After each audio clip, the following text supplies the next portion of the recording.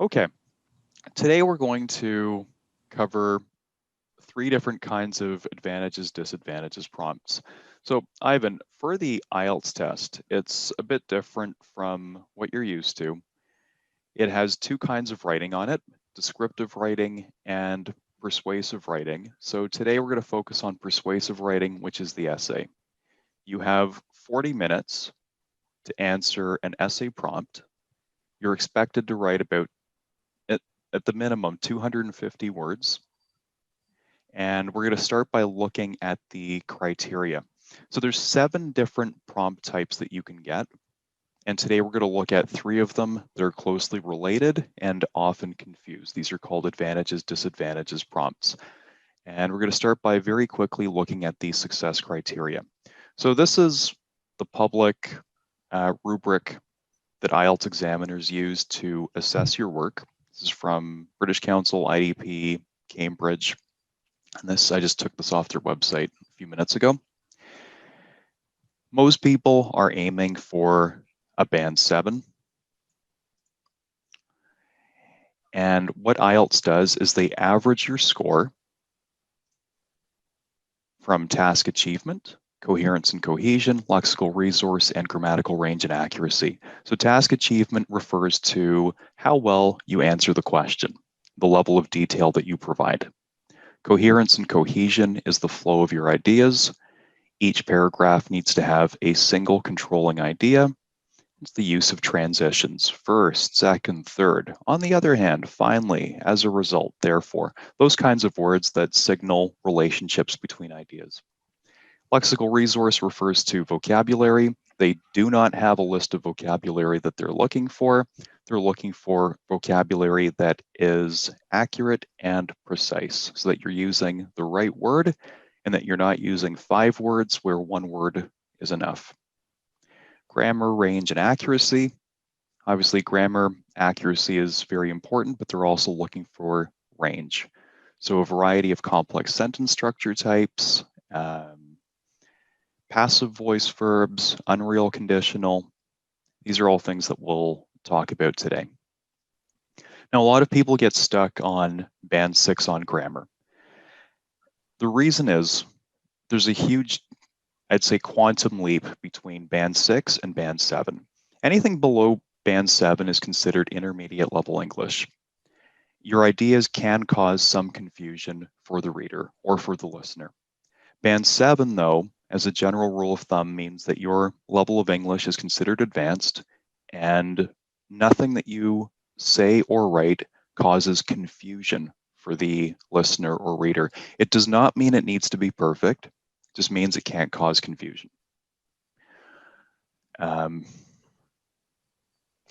You can have a ton of mistakes, ton of grammar mistakes, and get band 6 on grammar. But to get band 7 on grammar, you have to produce frequent error-free sentences.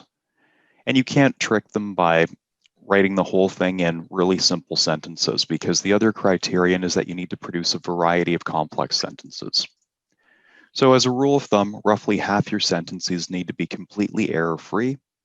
That includes no problems with articles, with punctuation. So it's a very high bar to get to. So for that reason, we need to look at the the band 8 task achievement criteria to try and offset a low grammar score. So many people are going to get a band 6 here, but we're going to try and push this up to an 8. So to get an 8, you need to present a well-developed response to the question with relevant, extended, and supported ideas. And we're going to talk today about what that means. Okay, so the first type of prompt you can get is about discussing the advantages and disadvantages. A typical question might be something like this. Some people are employed by the same organization for their whole working life. Others believe that a better idea is to work for different organizations. What are the advantages and disadvantages of working for the same organization for one's entire working life? So the instructions always include this part at the end. You are to give reasons for your answer and include any relevant examples from your own knowledge or experience, that you need to write at least 250 words. Okay. So what does this kind of prompt involve? One thing I want you to notice is that you're not asked for your opinion in this prompt type. If you give your opinion, it's considered off topic. Okay. This is a very straightforward prompt. Roughly speaking, you're going to do 4 paragraphs. First one is your introduction, the final one is your conclusion, but the 2 body paragraphs, one of them is going to deal with the advantages, the second is going to deal with the advantages, and again, you're not going to give your opinion. So let's walk through a template of what this kind of response should look like. So in the introductory paragraph, the first sentence is always the context. And this isn't just for IELTS. This is for any document that you produce, any email that you send people. The first sentence is always, what are we talking about? To do so, you just need to paraphrase the question prompt. They tell you what the context is at the very beginning. Okay, so that's what you need to put into your own words. We call that paraphrasing. If needed, you can explain why the issue is important. Okay, and a typical way to say this is to say, there is an ongoing debate about whether or not. Okay, and you put the topic in here. The next sentence in your intro is always the thesis. In academic writing, college, university, it doesn't matter, high school, it's always expected that the thesis statement is the final sentence in your introduction. That's where every reader expects to find it. Don't put it anywhere else. Okay. Some typical templates might be, some people believe that X, whereas others think Y. Or you can say there are many benefits to although there are also significant drawbacks. You don't need to provide the reasons in your thesis in the introduction. Okay, it's enough to do this. Body paragraph 1, focus on the advantages. Now, one thing I want to say, the reason this template is so simplistic here is because the rubric here doesn't actually even mention the introduction or the conclusion for that matter. Okay. Those are needed as structural components because every essay has an intro and it has a conclusion. They introduce the reader to the topic and they state your position. In every English class, whether it's for presentations or for reports or for essays, we have this saying, say what you're going to say it, say what you said. Yes, it's repetitive and it's repetitive on purpose. So you first tell the reader what you're going to talk about. That allows the reader to be mentally prepared to receive the information that's coming next. Give the information in detail. And then at the very end, remind the reader of what your main point was in the conclusion. Say what you're going to say it in detail, say what you said. It's supposed to be that way. But as I said, there's no intro and conclusion listed here. Nobody is looking for the development of your ideas in the intro or the conclusion. You have to focus on the body paragraphs. So we have these very short templates here. You get through the intro and the conclusion as quickly as possible so that you can spend as much time as possible on your 2 body paragraphs.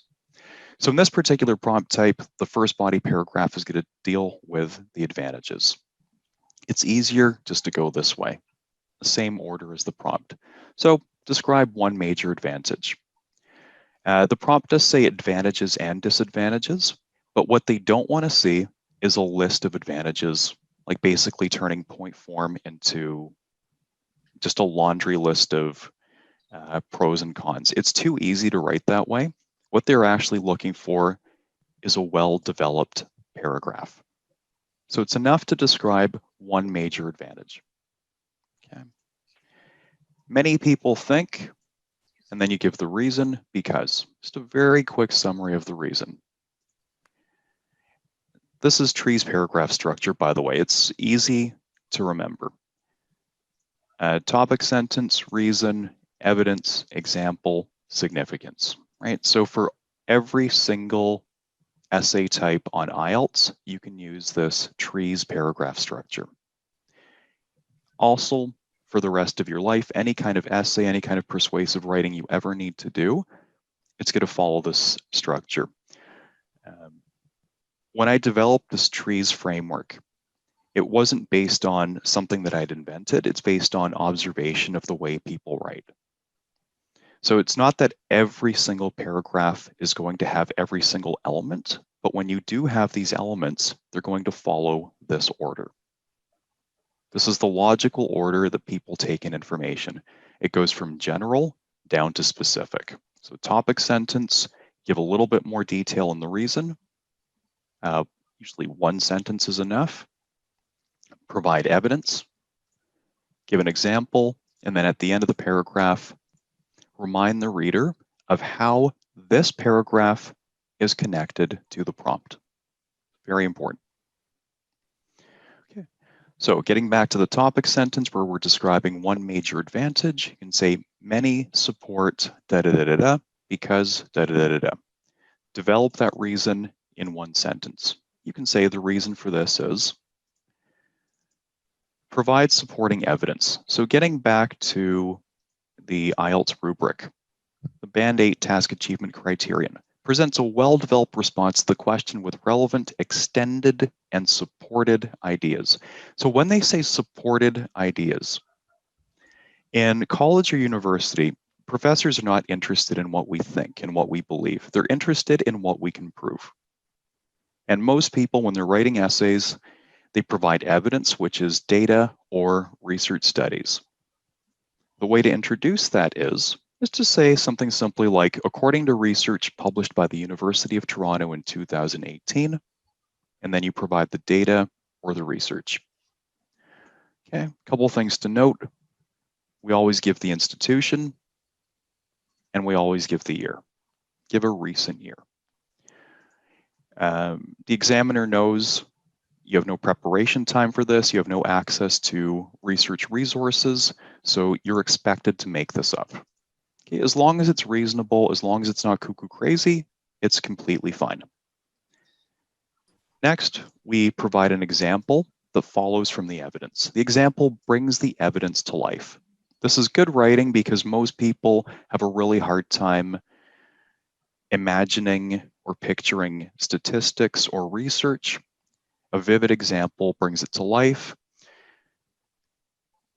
Talk about yourself, talk about your family, talk about your imaginary roommate, your next door neighbor, your boss, colleague at work, peer at school. It really makes no difference. It just needs to follow from the evidence. Significant statement, explain how the content of this paragraph is related to the prompt. So these often end with something like, based on these reasons, there's widespread support for, and then whatever that advantage is, or whatever the advantage is. All right, the second body paragraph deals with the disadvantages. So again, we describe one major disadvantage. We can start by saying, on the other hand, other people believe da-da-da-da-da. Once more, we want to develop that reason in general. One sentence is enough. Provide evidence again. So according to a study conducted by the World Health Organization in 2019, this can be the Bank of China. This can be Statistics Canada. It really makes no difference. Just an organization that's relevant to what you're talking about. Okay, we provide an example again. This can be readily seen in, that's another way of introducing an example. And again, we end with a significant statement.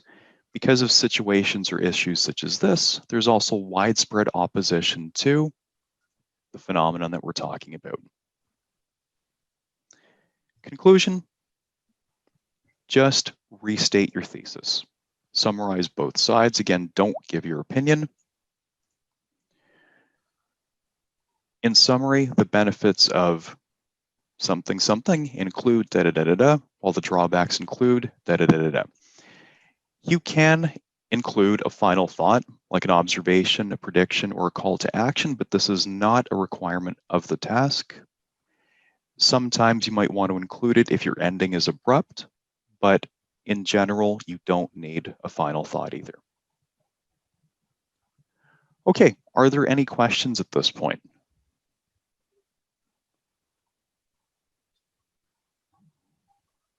No, we are good. So far, so good. All right, so let's look at one prompt. Today, we're going to look at the 3 different types of advantages, disadvantages prompts, and we're going to do an outline and a thesis statement for each one to get you started. And then for your writing assignment today, you'll have a choice of one of these prompts to do. Okay. And if you're just getting started, don't worry about the time limit. If you can't do this slowly, there is no way you can do it quickly. Okay, so take your time, relax, focus on doing it properly, get to know the templates. They're there for a very good reason. Writing has 3 stages. It always has, it always will. Content, arrangement, and delivery. This is from the time of Aristotle 2,500 years ago. It's never going to change. Content refers to task achievement. Right? It's what you're talking about and the level of detail of what you're talking about. Arrangement, coherence and cohesion, the organization of your ideas, the flow of ideas, use of transitions. And delivery, IELTS has here divided up into 2. Delivery means the presentation of your ideas. So that includes word choice and sentence structure, grammar. Okay. So this is 25% of your mark. This is 25%, 25%, and 25%.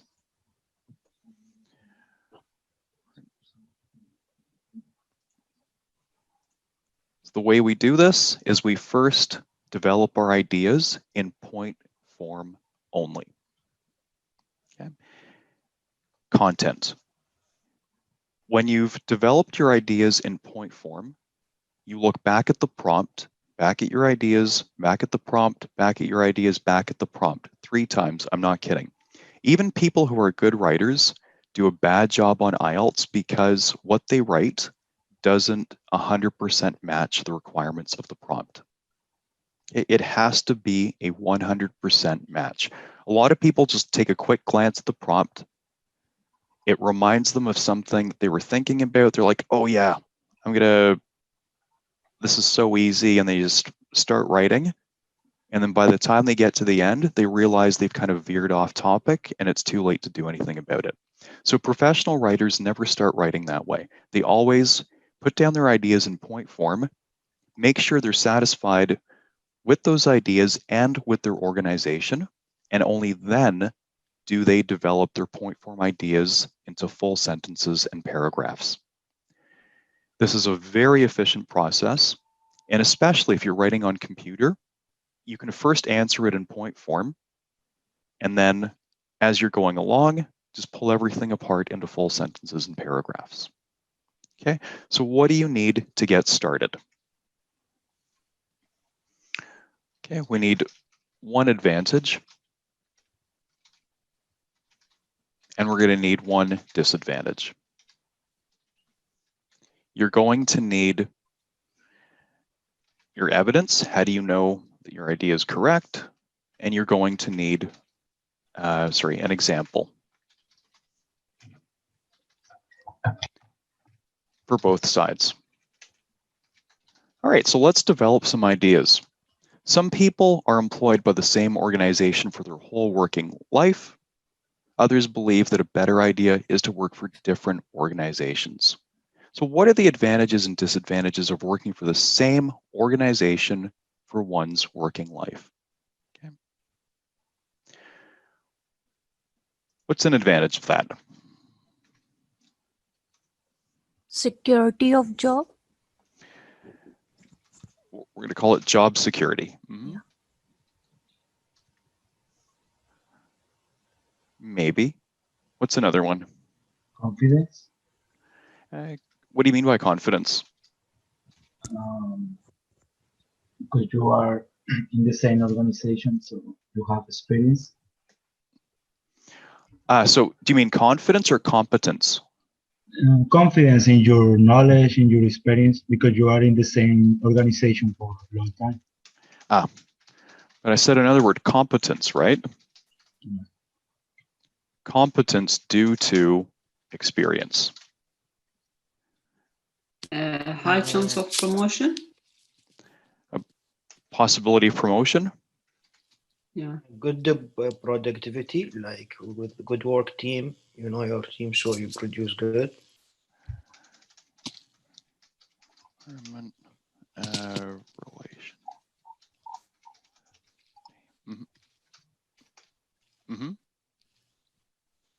Any other advantages? Bonding with your colleagues and boss.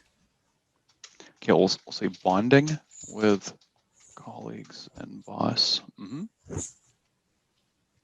Okay, so we've got more than enough ideas. Remember, you're just doing one paragraph. So the minimum requirement is 250 words. In our experience, successful essays are more like 300, 330 words. So your body paragraphs, we're aiming for about 120 to 130 words per body paragraph, and they should be roughly the same size. You don't want one big chunky paragraph for the advantages and then a little one for the disadvantages. So timing is important here. And that's another advantage of using these templates because they're very evenly balanced. So you'll end up with paragraphs that are about the same size, equal levels of development.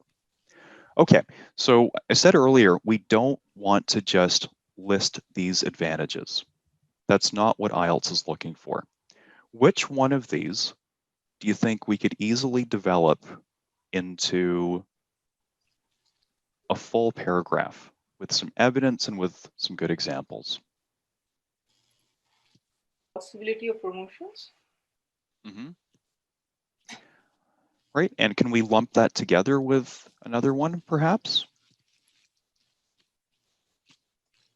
Job security with Confidence in knowledge and experience. I think it's easy to put these together, right? Because as your competence at work grows, as your experience grows, as you gain confidence, as your communication skills improve, these things all happen as you have more and more experience in a company, right? And as a result, if you've been there long enough, you get a good chance of promotion, correct? Yeah. So that's a pretty easy idea to develop. Job security, I don't think you need this idea right now because this is more than enough to develop into a full paragraph. Remember, an essay is an incomplete treatment of a topic. It's not a book. It's just, it has a very narrow focus. Paragraphs have one controlling idea.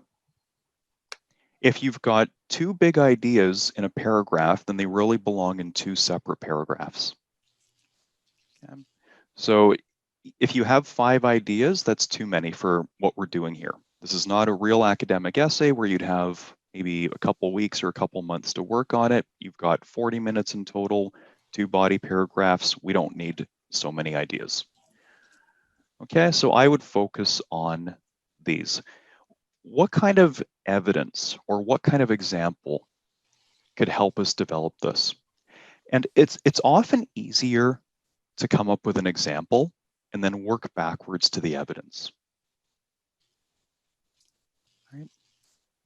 What kind of evidence could bring this to life? Or what kind of example could bring this to life? Either one is fine to start with.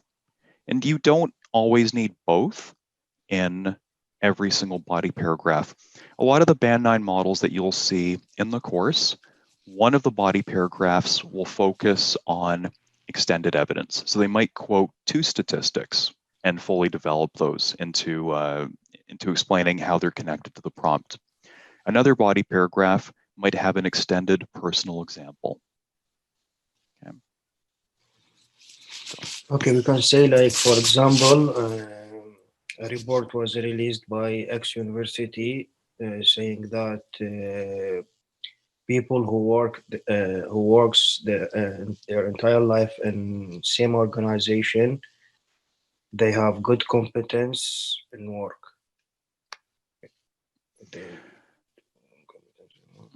How could we quantify something like that? You want to think in terms of research, Yes. any kind of statistics.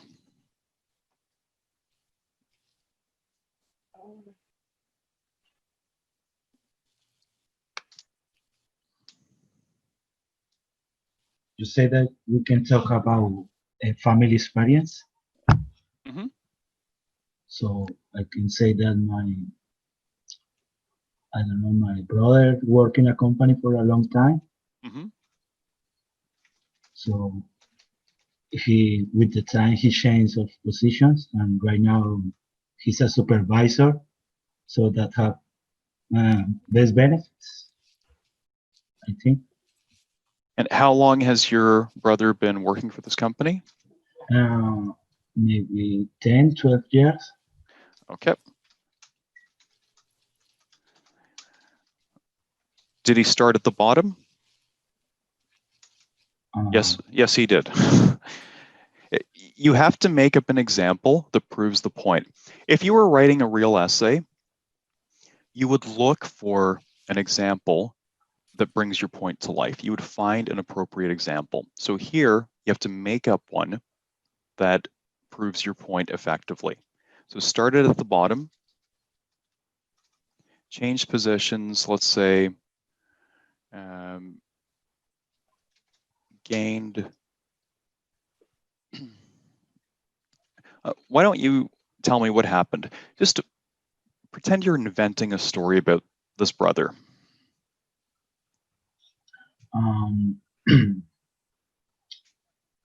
Let's see. How many times did he get promoted? No, the thing is he start in the labor teams, in the basics. Mhm. I don't know. And then he changed, he improved, for example, the language skills. Mhm. So he started to be promoted, and now he's a supervisor with their I don't know, benefits.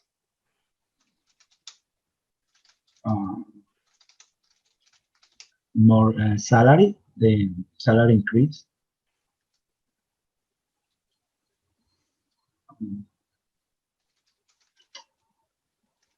In addition, he received a vehicle for the company that helped him with the gas and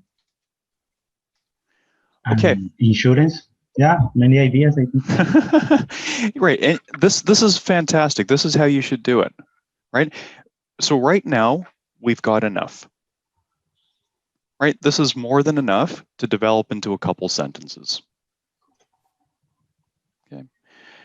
What kind of research do you think would lead into this? Research? Yep.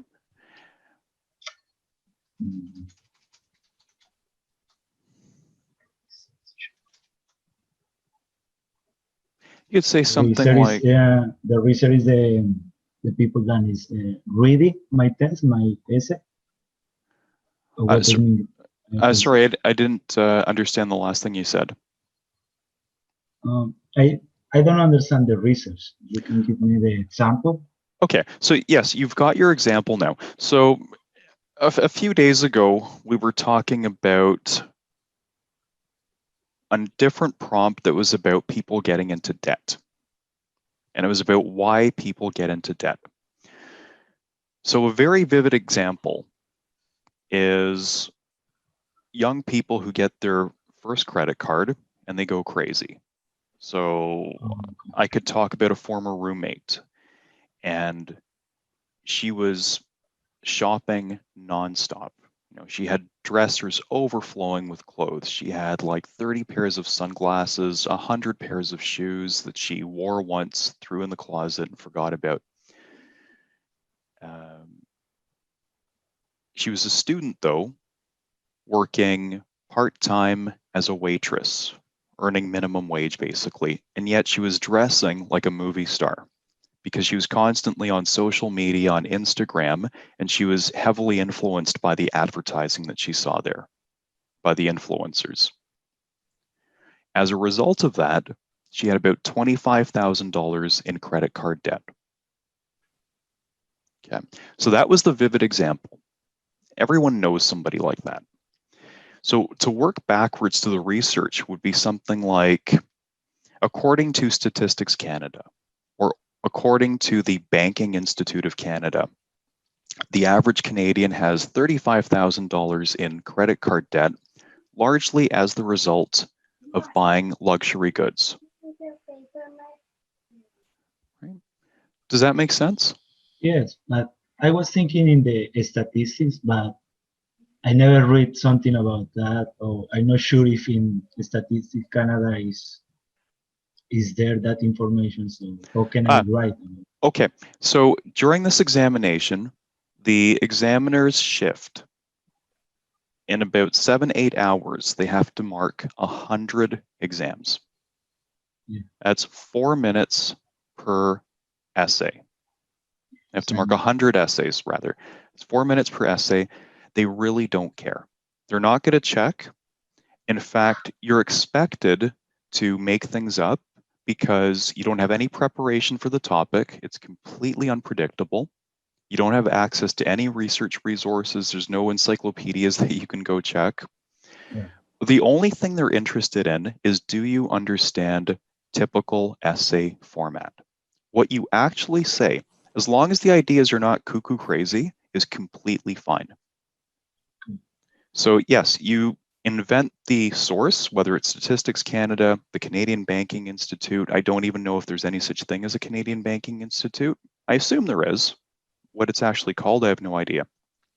World Health Organization, United Nations, right? The US military, the CIA, whatever is appropriate to that prompt type. So in this case, the Canadian Banking Institute or Statistics Canada is always a good one if your mind goes blank.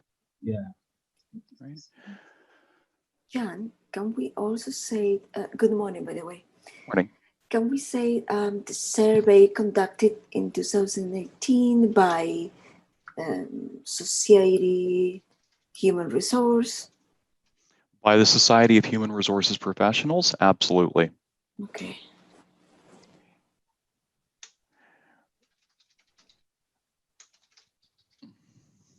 Okay, so what did this survey reveal? Or in this case, probably a study is easier. Mm-hmm. It takes, on average, X years of work experience before an employee is truly competent at their job, and then a further Y years of experience before they receive a promotion.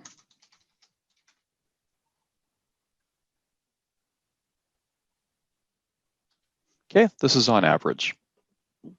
Okay, so fill in the years, and that's fine. And that directly leads into the example of the brother. Started at the bottom as a laborer, changed positions, took courses to improve communication skills, and now he's a supervisor. Right, so that follows from this kind of research study.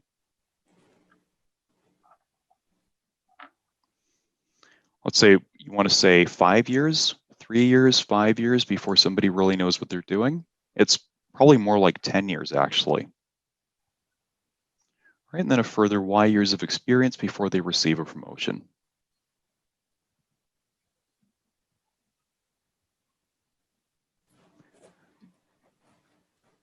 Then all you need to do when you've got this is now change this into sentences and paragraphs. Just fill in the blanks, basically. All right, now let's move to the advantages. What would be a major disadvantage of working for the same organization for your whole working life?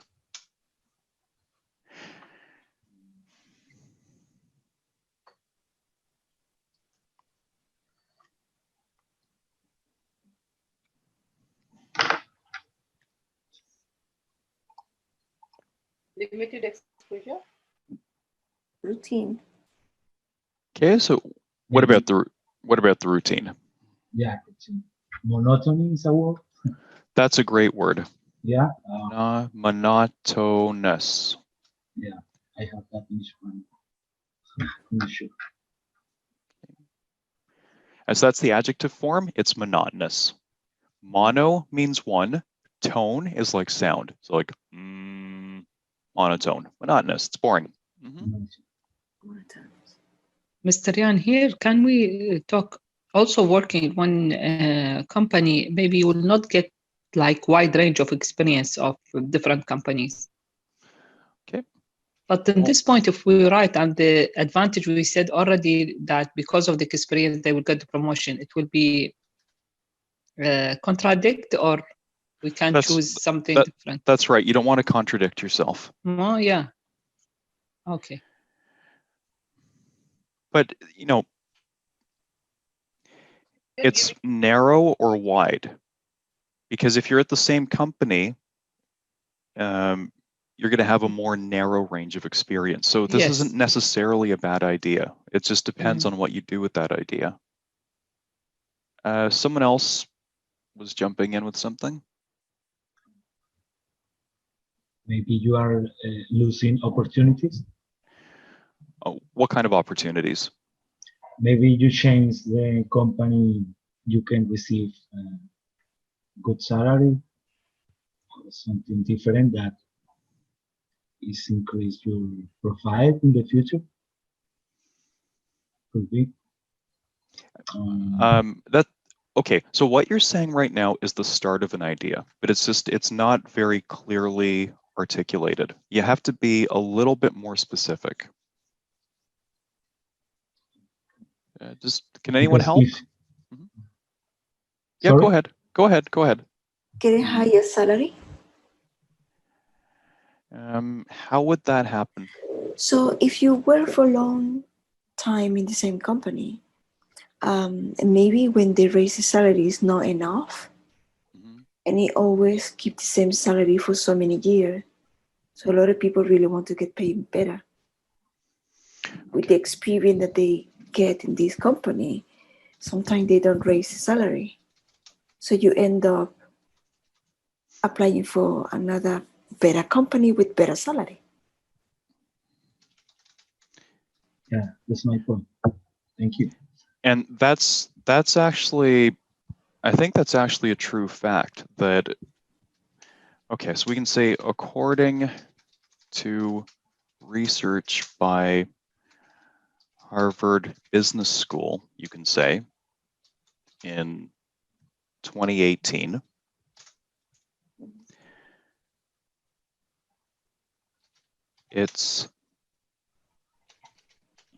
you are more likely to get a substantial salary increase by moving to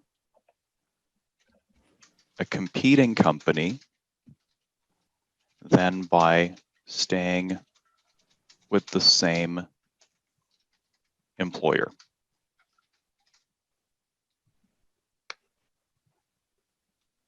Okay. So if we have this kind of statistic, what would be a really obvious example? Okay. Ivan, you want to tell us about your other brother or your sister? It's my sister, but your sister that jumps from company to company. Yes, actually, it's self-employed. Yeah, so she worked with different companies. I actually have a true example for this. When we were growing up, my parents were friends with this other couple, and they're both professionals. The wife was administrator. She was an administrator.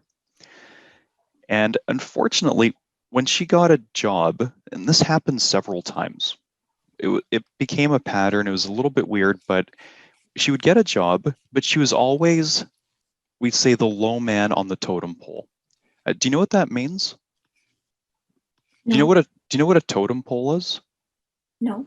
Have you been to the Royal Ontario Museum where they have those tall native Yeah. carvings that are carved out of tree trunks and there's all the faces on them? Yeah. So that's a totem pole. And we have this expression, when you get into a company, you're at the beginning phase. Everyone else has more seniority than you do, right? So if there's any kind of layoff, who gets laid off first? The veteran. The new Newly joined one. That's right, the low people on the totem pole. So we have this expression, she was the low man on the totem pole.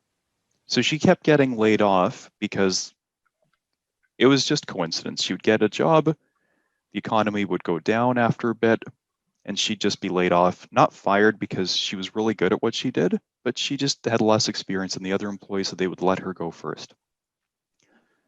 She always had this mindset that she needs to be a good, loyal employee, and as a result, she will be rewarded.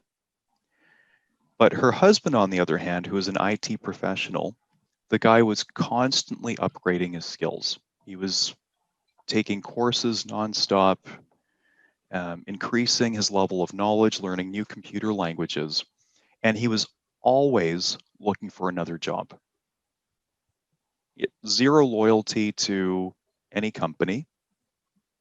He would jump jobs every 2-3 years for a higher salary, and he made a killing. He did really, really well. He was never laid off. There's a lesson in here somewhere. Okay. But that would be an example that I would use for this particular prompt.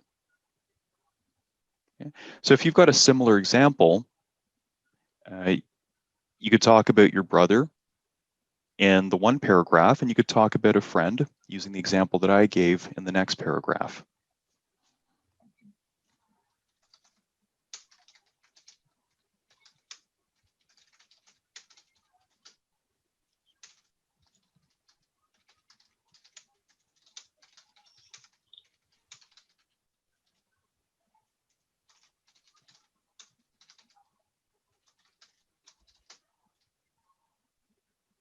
Okay, done. So this is an easier way to write.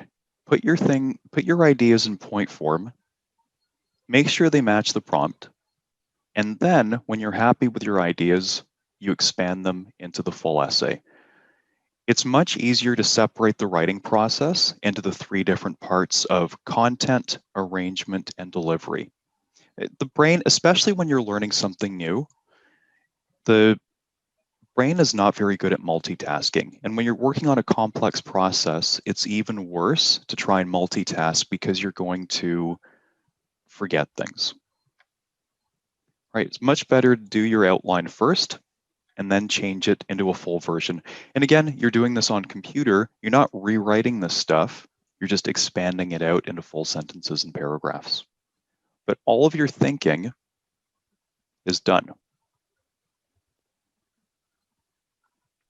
Okay, so we look back at the prompt, double check.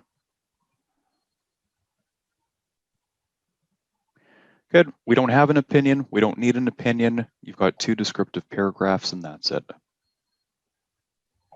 Okay, so for the ideas that we have here, you want to get rid of ideas that are not related, because if you leave them in, you're going to be tempted to write about them.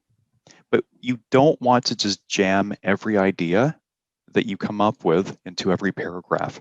Paragraphs need to have what's called unity, a single controlling idea. Don't throw extra ideas in. There's no need to do so. Okay, so we can, this especially, it's not necessarily related. job security, maybe you can work it in, maybe not, but you don't need it. This is more than enough. Okay. I'll leave those in case somebody wants to focus on this or on job security instead. And sorry, I need to write 250 words for advantage, evidence, example. Yeah. 250 is the minimum. It's for a higher score, you're aiming for about 300 to 330, roughly. Yeah, but that 300 is by paragraph? No, for the whole thing. Okay, so my total essay is 250. Yes. If you were writing on pencil and paper, that would be 1 page double-spaced. Wow. Or 1 to 2 pages double-spaced, depending on how big your writing is.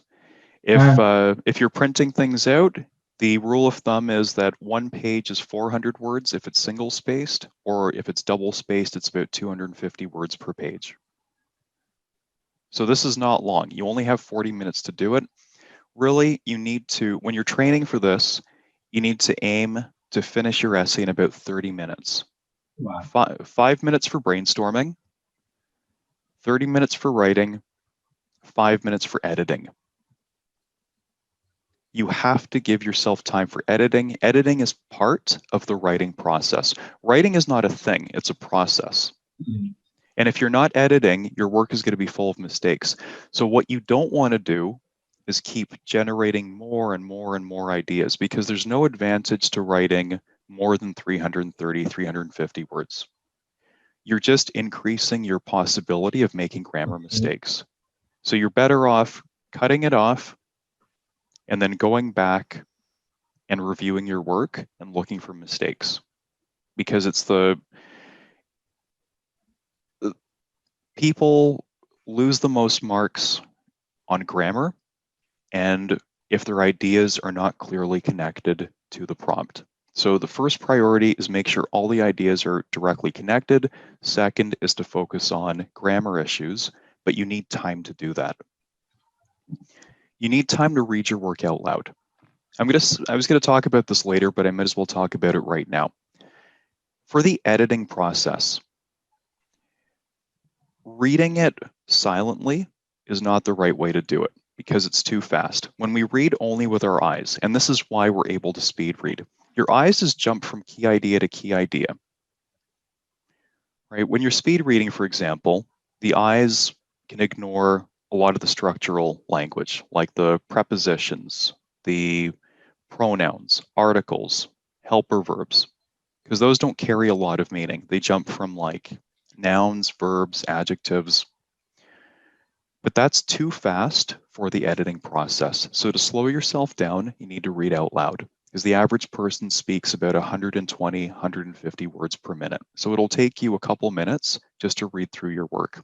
But the more important reason to read out loud is because grammar has a huge auditory component. Grammar is like the rhythm or the musicality of a language. As an example, even if you don't play the piano and you hear someone playing and they hit the wrong note, you know that something sounds wrong. So in the same way, when you read your stuff out loud, even if very quietly, your ears might start to tingle when you get to something awkward. You don't need to overthink it. Just change the word or change the phrase or description into a much simpler description. Use simpler vocabulary. Don't try and use big words. That's a recipe for disaster on this examination. The simplest words are the most appropriate words. If your ears tingle when you get to some kind of verb, you can change it to a verb tense that you're more confident with. Don't try and use any complex verb tenses if you can avoid it. Okay. Present simple, past simple are the most commonly used verbs in English. Okay, so you have to give yourself a few minutes, ideally about 5 minutes, for the editing process. It takes preparation for this kind of exam. You have to do a lot of writing to get the timing right, to make this process of writing this essay automatic. The templates, you have to learn them. They're not complicated. There's a lot of elements that are in common for the different prompt types, but you have to be very familiar with them. You have to familiarize yourself with a ton of different prompts so that when you get there, although you don't have any way to predict what's going to be on the exam, if you go through a huge variety of prompts and you read through a whole bunch of Band 9 models, you're going to have these ideas in the back of your mind that you can just pull out for the exam. You have to read widely. You have to watch the news, read a newspaper, so that you have a lot of things in the back of your mind that you can quickly bring out to talk about. You don't have to remember the statistics. Just very general references to statistics are enough. Right? You can just make up the numbers. Okay, so you need to read widely, not intensively in one field. That's the best way to prepare for the IELTS examination, because the variety of topics is enormous.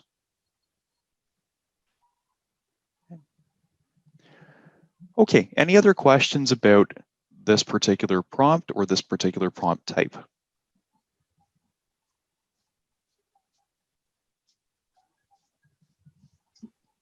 We need to write In conclusion, what in Word 5. Sorry, Ivan? For the assignment, we need to write in Word or to say handmade or? No, I'll explain how that works a little later. This is your first day, so I'll go through how the course works at the end of the class, okay? Okay.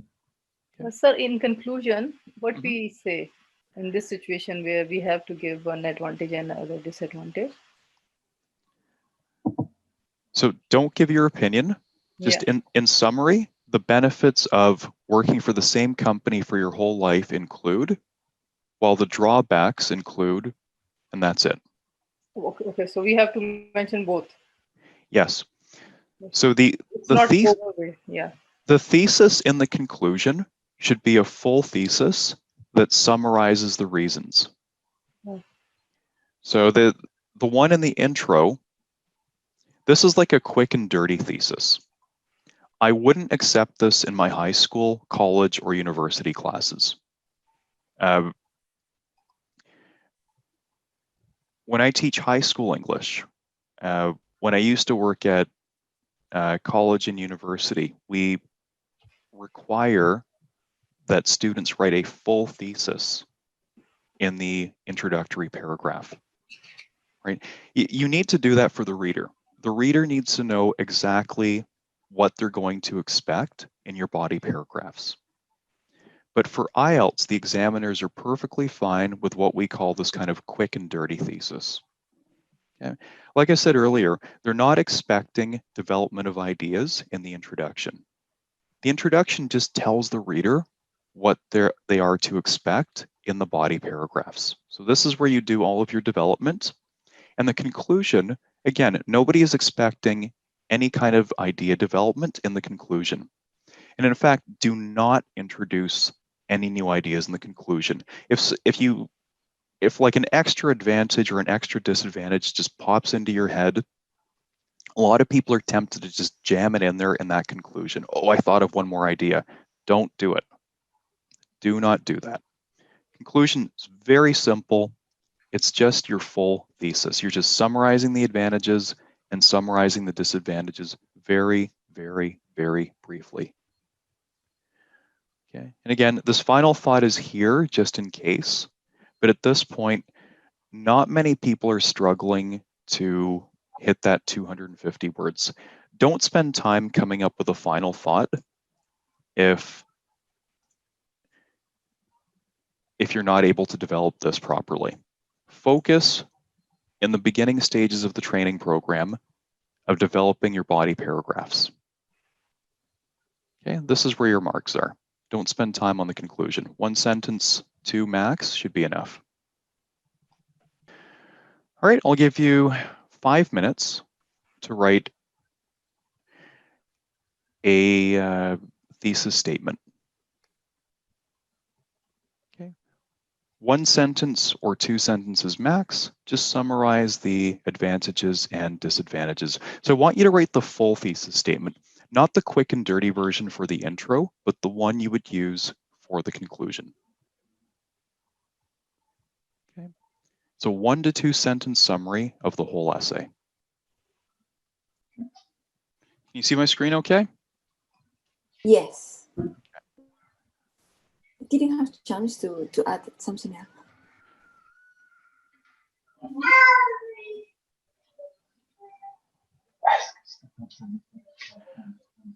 Okay, I would do it like this: for one's entire working life, or for your entire working life, is a better idea than changing the employment with it. I would just say changing employers.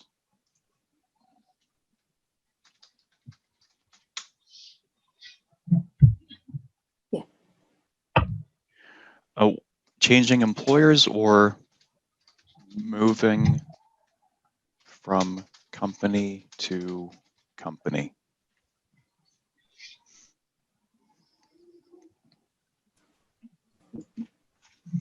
Okay, but you're missing a summary. You're missing your actual thesis. This is the context, not the thesis.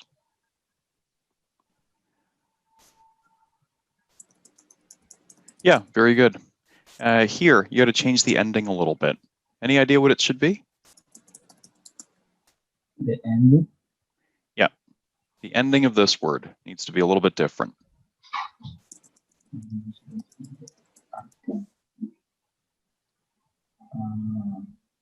No. Gained. This is passive voice. You gain experience and knowledge. Experience and knowledge are gained. Oh, this is with ID in it. Yeah. Are you familiar with passive voice? I remember. Okay.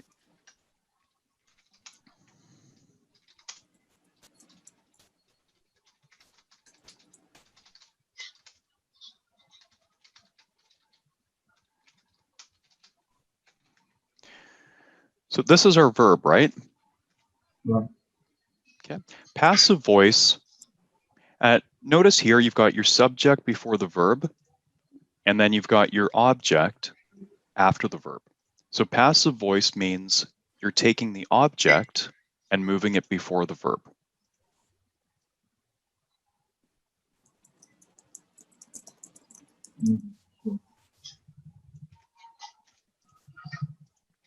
So if we want to start our sentence this way,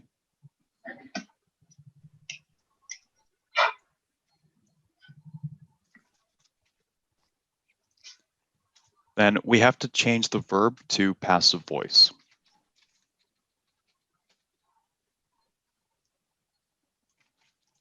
These are both present simple, okay? This is not past tense. This is also present simple, but it's passive voice. Passive voice and present simple, or it's only in that mode?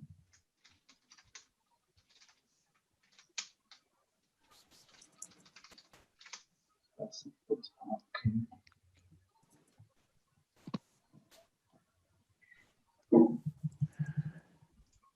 Otherwise, it's good. Okay, Dina. A chance of promotion. However, the downside is the limited range of experience. Very nice. And this is a beautiful semicolon sentence. Swasti. Okay, Swasti, did you review my feedback from the last writing assignment? Yes, yes. So I'm a little confused where to use comma and when to use semicolon. Like, Okay, this is the correct way to use a semicolon, Dina's example here. mm-hmm. With a semicolon, before the semicolon needs to be a complete sentence, what we call an independent clause. So when Dina wrote, the main benefit of working in one company for a long period of time is the high chance of promotion. That's a full sentence. Okay. And then on the second side, The downside is the limited range of experience. That's also a complete sentence on its own. Okay. So when you have to have two complete sentences, two independent clauses. You can split them by using this pattern. Use a semicolon, a conjunctive adverb, and a comma. And there's a long list of these conjunctive adverbs and phrases that function the same way in the lesson on conjunctive adverbs. Okay. Okay, in the complex sentences section towards the bottom of the course. Here, what should you have? Comma. Just a comma. Because a beginning is incomplete sentence, that's why. Yes, it's just a phrase. And after comma, I should use that fanboys thing, for and no. No. This is two completely different things. Oh. Fanboys, or I call it soy band because for is old-fashioned English, but those words, those are called coordinating conjunctions. So, or, yet, but, and, nor. So I call them soy band. Again, you have to have an independent clause and an independent clause and use one of those words in the middle. So it's a very similar pattern here. So instead of using a coordinating conjunction, you're using a conjunctive adverb, but the punctuation is different. Like in this sentence, I can use comma with, after comma, I can use that fan and or anything. This in the above sentence, right? That's a The really other good way idea. we can write is. Yeah, the main benefit of working in one company for a long period of time is the chance of promotion. Here, yes, I would put a comma here because it's a long sentence, but the downside is the limited range of experience. This is a great example too.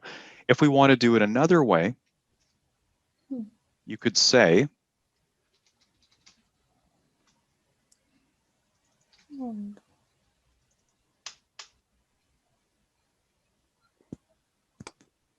okay. Notice that however, but, and although are synonyms, but they're used in very different ways. After This one, although I will use comma here. never. No. Okay. This, okay, let's write this down.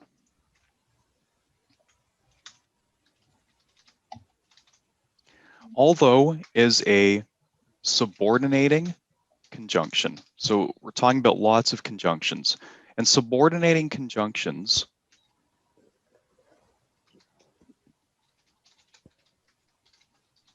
begin subordinate clauses. So other very common subordinating conjunctions include because, while, since, although, though, even though. And you use a comma. If you start the sentence with the subordinate clause, if you start the sentence with a subordinate clause, the comma goes after the subordinate clause, and this is your independent clause. Okay. We could flip this around. The subordinate clause can go at the beginning or at the end. In many cases, it can go in the middle too. So let's just do a simple flip.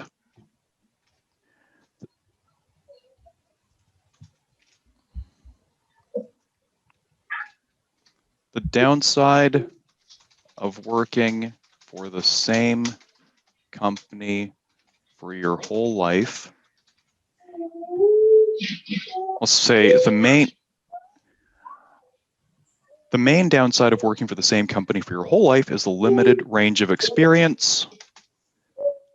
Although the main benefit, or you can say while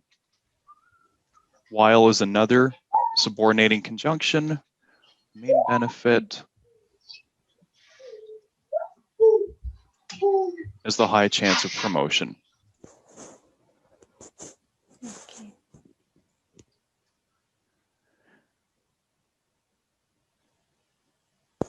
So if the subordinate clause is second, you don't always need a comma. when you've got a long sentence, you have to ask yourself, if I put this little pause in here, does it help the reader? No. Interruption. Well, in many cases, Wow. that short pause does help the reader, so you want to leave it in. But you have to trust your ears. If you read it straight through without pausing, you probably don't need a comma. But if you're pausing, if that makes it easier to understand, if catching your breath there momentarily makes this easier to understand, then leave it in. It's okay. Same as this. Right. But do not use a semicolon here. Do not use a semicolon here. That is this pattern. Okay, so you need to familiarize yourself with these three different patterns. This is conjunctive adverbs for these semicolon sentences, and they're often confused with subordinating conjunctions for these subordinate clauses. Okay, you got to know the two types. Mm. All right, we had Zubi. So what about the rest of the part is fine? Oh yes, the rest of the part. Okay, where are we?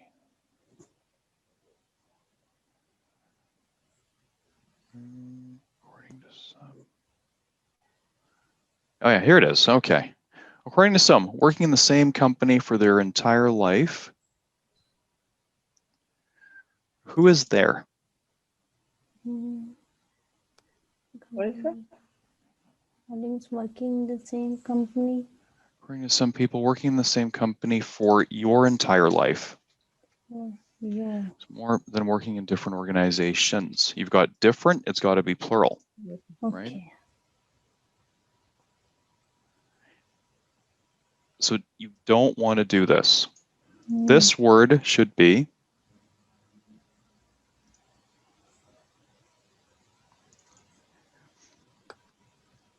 however.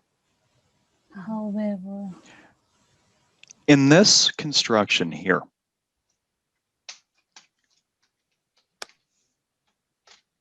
this is the other way to do it. Okay. Whenever you have a semicolon, you could replace it with a period.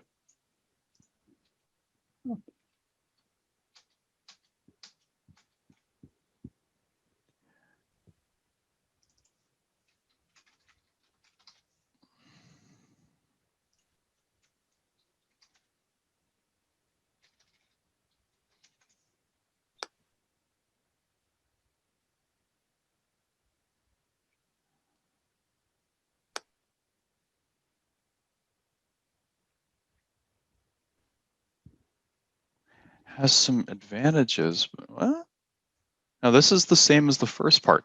Staying in the same firm for your entire life has some drawbacks too. Okay, so to make this like Dina's, we'll go like this. Okay.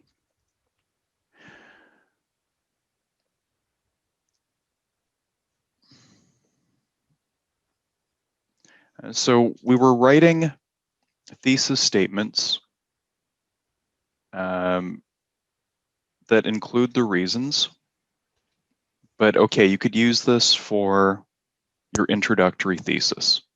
Okay, but for your concluding thesis, you need to summarize the reasons.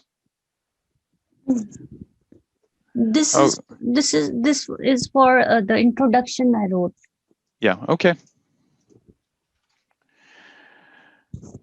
So that's fine for the introduction, right? But you want the more detailed version for your thesis, like this one. Okay, that's a better developed thesis statement. So this is more appropriate for the conclusion. The one you wrote is more appropriate for the intro. Okay, Zubi, nowadays,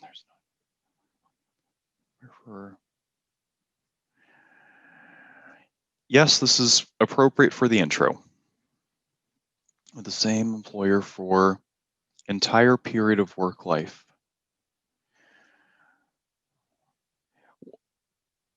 So this is a bit awkward. How else could you state this, Zubi? Whole period, it was written there. That's why I changed it, because it was a whole period of life, so I changed it with the entire period of work life. Mm-hmm. Right, but it's awkward. So what's another way that we could express this idea? Same period of work life.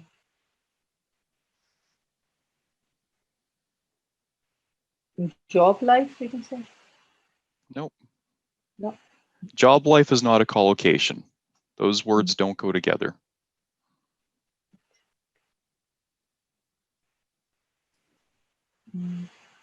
No idea. Any suggestions? Long period of time. That's not the same as for your whole working life. Be very careful. Don't translate or don't paraphrase. Like in the prompt, it says for their whole working life. That's not the same as for a long time. They're two completely different things.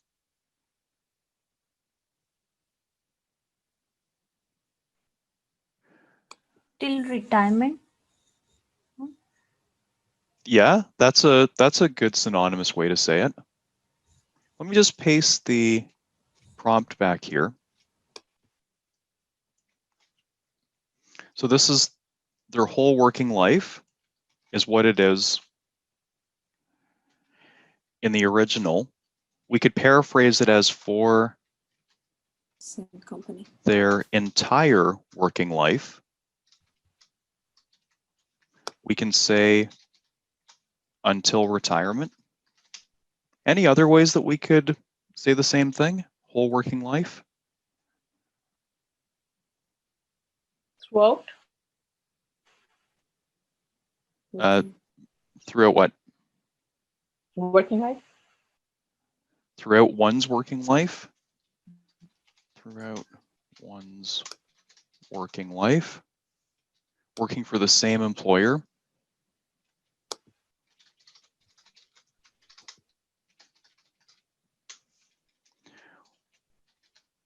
You could also say working for one employer.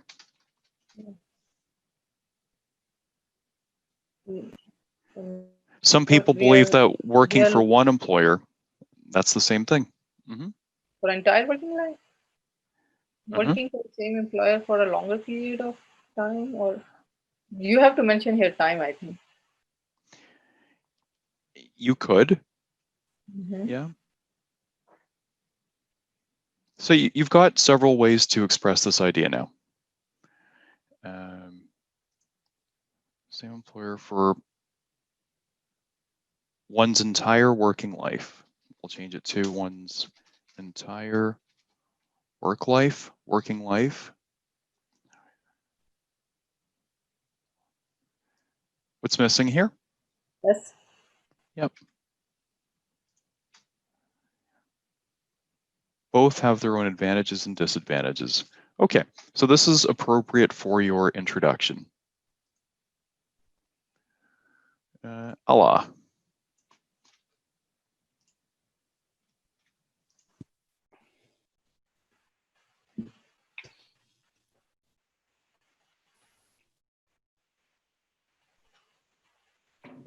Their employees should work their whole life in the same organization or not. Good. You could also say spend. That's another way to do it. Should spend their whole life in the same organization or not. The main benefits of working in the same workplace are getting promotions and good work productivity. Okay, good. Well, the drawback includes not getting salary increases. Okay. While the drawback, I would say drawbacks can include not getting salary increases. Organization or not, the main benefits are getting promotions and improving. Parallel structure, getting promotions. We don't say getting good work productivity. It would just be improving work productivity.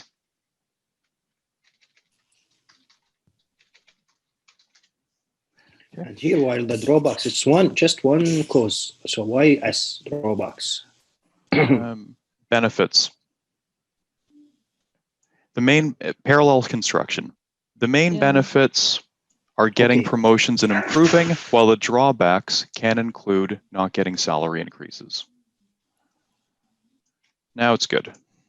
But I think better to choose like either two advantages and two disadvantages. Like, just keep in mind that your body paragraphs need to be roughly the same size. Same size, yeah. You don't want to have a giant paragraph about the advantages and then a small one about the disadvantages, because that's uneven development. You're going to spend all of your time on the first body paragraph, and you're going to run out of time for the second body paragraph. Okay. In terms of like the logical flow of life, as you get better at your job, you increase your chances of getting a promotion, right? So this idea really comes before this idea, doesn't it? The other thing to keep in mind is that managers, people in management positions, they make sure that employees have improved productivity, not their own productivity necessarily, right? Like if you're responsible for a division in a company, if you're a supervisor for some kind of production line, your goal is to improve the work productivity of your workers, not necessarily your own work productivity. Right? So improving work productivity comes before promotion. So I think Dina's right that you don't need to include this in your intro. Right? Just the one idea. Okay, Kelly. Chance of getting promoted. However, the drawback is the limited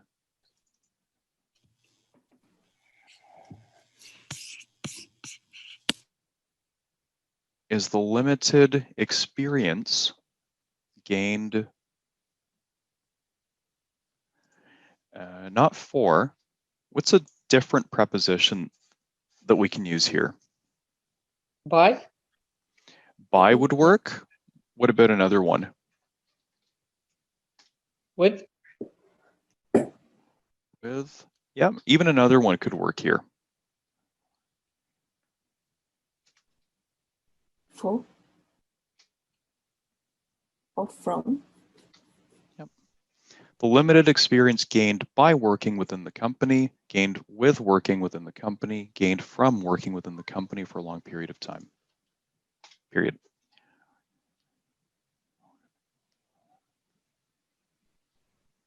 Okay.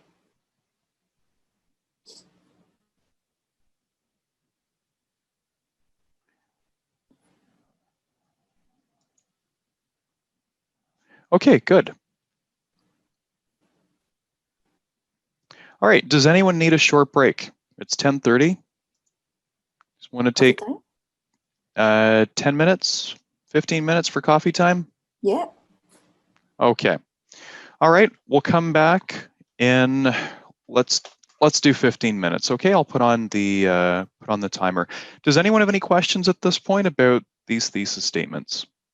Sir, like mine one, do I need to give some example, like 2 examples, like everyone is giving, or? Okay, so there's 2 models of thesis statements. The really quick and dirty one is for the introduction. And then you don't need to give the reasons in that one. Okay.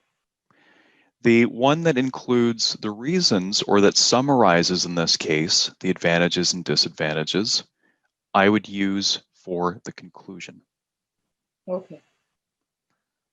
Right, because that way your conclusion can simply be the thesis statement. If you can do it in 1 sentence, fantastic. If you need 2, that's okay as well. But then you don't need to think about anything else to put in the conclusion. Some people struggle with coming up with a final thought, some kind of recommendation or observation or call to action. You don't need to do it this way, because then you've got a good summary in that conclusion already. You don't need anything else. Okay. You don't want this teeny tiny, quick and dirty summary in the conclusion. Okay. Okay, that's good.